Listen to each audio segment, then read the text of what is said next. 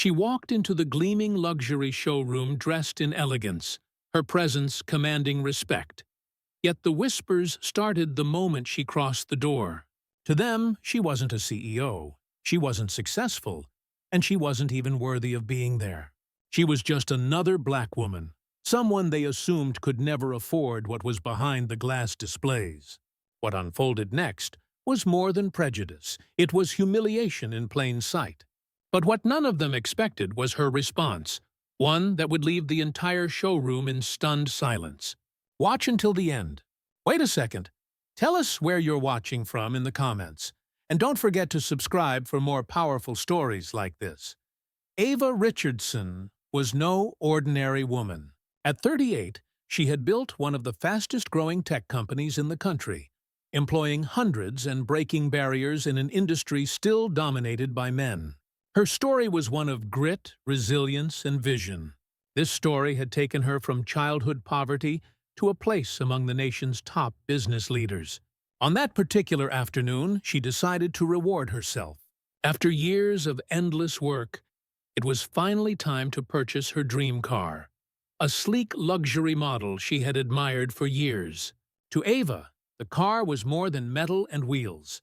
It was a symbol of victory, proof of how far she had come. She walked into the high-end showroom with quiet pride, never suspecting that her success, her very identity, would be dismissed in the most insulting way possible. The polished floors reflected her every step as Ava moved between glittering cars. She could feel the stares, the uncomfortable glances from staff dressed in suits, but no one approached her. Instead, two salesmen whispered near the counter, their smirks obvious, their laughter careless.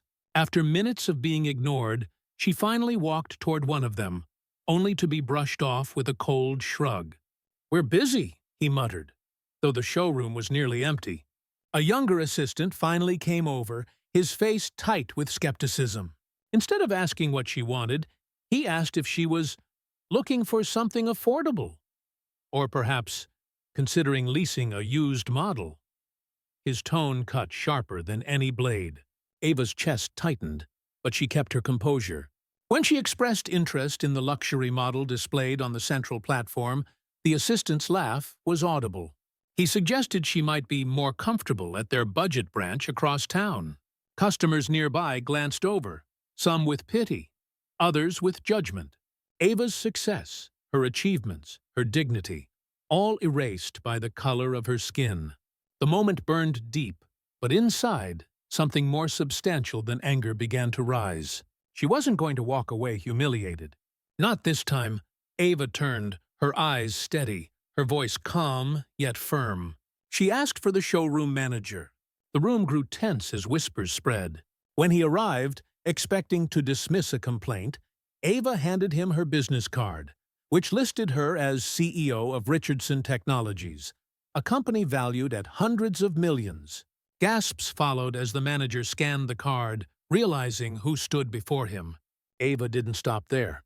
She explained, in front of staff and customers alike, how she had been profiled, humiliated, and dismissed without the courtesy given to others. The silence was deafening. Her presence filled the space with undeniable authority, leaving the employees frozen in place. And then, with deliberate finality, she made a decision that would change the reputation of that showroom forever. Instead of purchasing the car, Ava announced she would take her business elsewhere. But before leaving, she made one more call, a quick message to her assistant. Within hours, her company's official account posted about the incident. The story spread across platforms and was shared thousands of times within days. Headlines erupted. Black CEO exposes racism at luxury car showroom. Messages of support poured in, while the showroom faced mounting backlash and public outrage. For Ava, it wasn't about the car anymore. It was about dignity, justice, and the need to confront racism in spaces where wealth and success should have erased prejudice, but clearly hadn't. She eventually bought her dream car, somewhere else, where she was respected. But her stand became more than a personal victory.